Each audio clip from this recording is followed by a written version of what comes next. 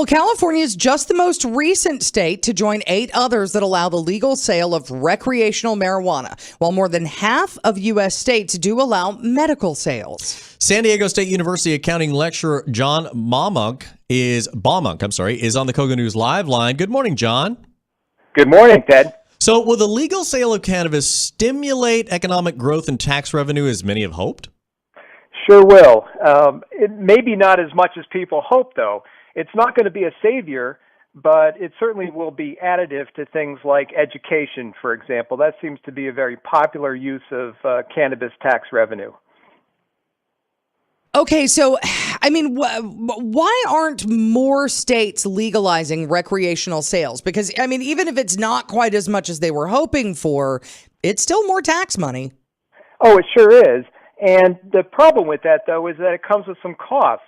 If you legalize something, then you also have to regulate it. A big example would be you need to keep it out of the hands of vulnerable people, such as children. We don't want children using cannabis because they may not appreciate some of the risks and long-term health implications that may be a factor there.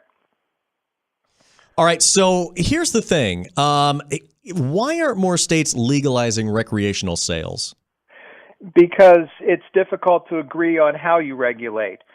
For example, how do you tax cannabis? Do you tax it according to the sales price, or do you tax it according to the volume of the product, the weight of the product? And those decisions can have different health implications. For example, if you tax cannabis by volume, then companies have an incentive because of the volume of the product being taxed to create a super strong or super potent version of cannabis. Whereas if cannabis is taxed on a price basis, then the producers of that product may have an incentive to create lots of cheap but legal product. Now, just turning to the banking issues, because we know that the state of California is trying to figure out a way around the federal ban on marijuana because it is still against federal law. If we fixed the banking issues, would that help us maybe track sales a little bit better or, collect more taxes? Sure. And so, for example, states like Washington, they have what's called a seed to sale tracking. And so rather than tracking the money, what they're doing is they're tracking the physical product.